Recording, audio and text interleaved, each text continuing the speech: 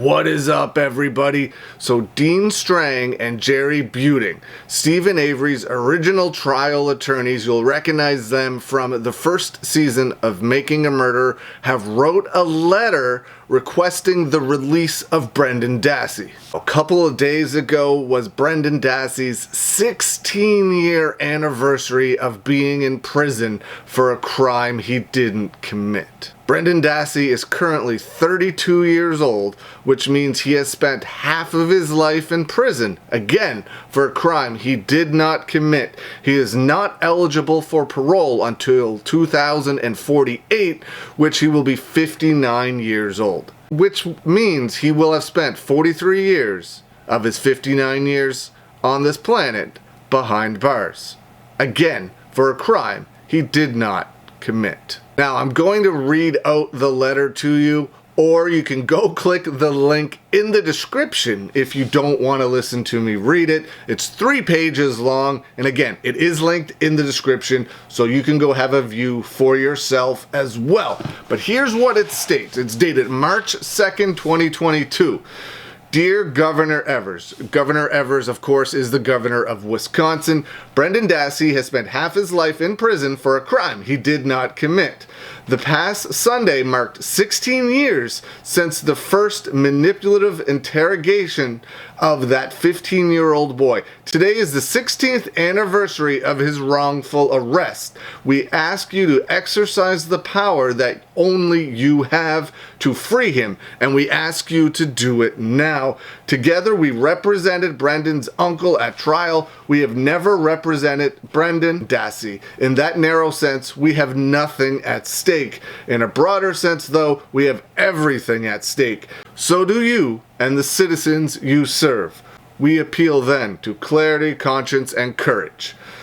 Start with clarity. Brendan Dassey's conviction and life sentence rest on 2 things. One is a false confession, and again, I say this all the time. If you have not seen the Brendan Dassey confession tapes, go watch them. It's absolutely one of the most disgusting things you will ever see. The second is a bleach stain on a teenager's blue jeans. As to the first, Brendan's statement resulted from trickery by seasoned police officers. The trickery and deceit used against a 15-year-old with special needs and no experience with the police is not an argument or speculation. Every minute of it is on videotape. His narrative and adaptions of the interrogation's statements were proven inaccurate almost 15 years ago in many details and incredible in others. As to the second, that's it. The total corroboration of Brendan's involvement in any crime before, during, or after was an unexplained small bleach stain on the leg of the boy's blue jeans. Obviously, many young people have bleach-stained jeans. Whether the stains are intentional or not, the courts have failed Brendan repeatedly at every level. When a federal judge finally did what the Wisconsin courts were too intellectually dishonest to do, acknowledge that Brendan's bogus confession was obtained unlawfully, he was overruled by the slimmest majority, hiding disingenuous behind a state statute. The Federal Court of Appeals ruled by 1 vote, 4-3, that although the Wisconsin courts may have been wrong, they were not so clearly wrong that no reasonable judge could have agreed with them. In other words, be Brendan ever so innocent, defrauded of his federal constitutional rights and wrongfully convicted, a federal court did not fix this.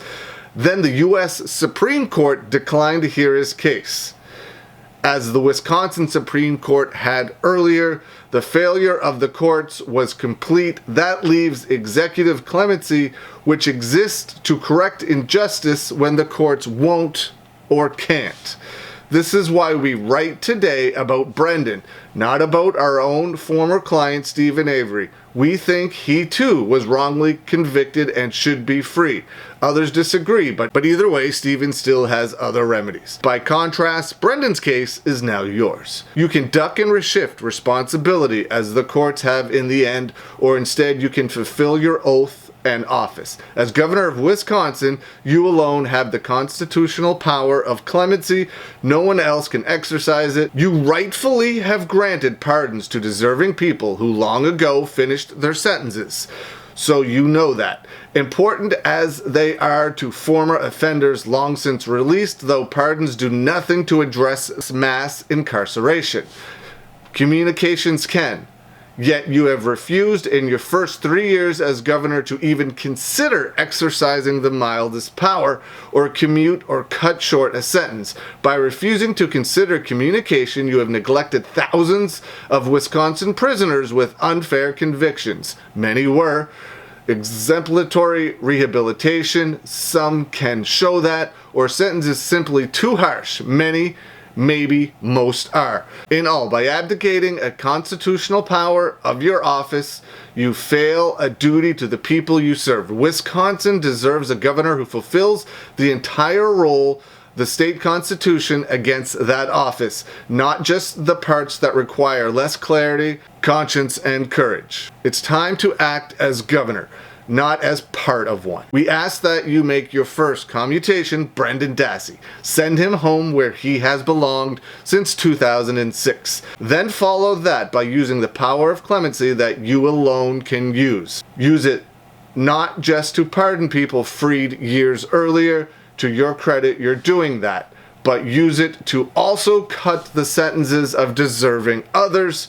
In short, act to reduce our staggering, overgrown prison population, starting but not ending with Brendan. By constitutional design, you can be a governor of grace, not of cruelty or cowardice.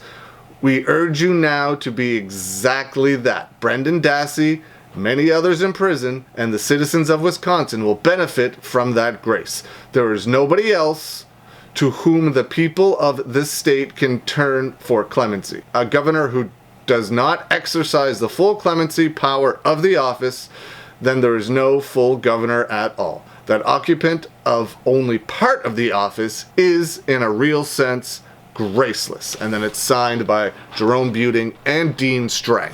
What a powerful letter from Steven Avery's former lawyers. 16 years behind bars for a crime he did not commit. Man, it's so angering. It's so frustrating. I sure hope the governor sees this, the governor reads this, and decides to do the right thing. I mean, he's not done the right thing in this situation for the past 3 years. Hopefully, this gets blown up on the internet, goes viral, whatever it takes. Jerry Buting is on Twitter. I will link his Twitter in the description below, along with this article, so you can go retweet it and tweet it to the governor of Wisconsin as well. Everybody should be tweeting this out, should be sharing this online. This needs to go super viral so we can get Brendan Dassey the attention he deserves and can get him released from prison. I'm sure gonna keep retweeting, tweeting, sending out this message as much as possible. I sure hope you all out there do the same as well. I hope you're all having a great day, and I'll see you again soon.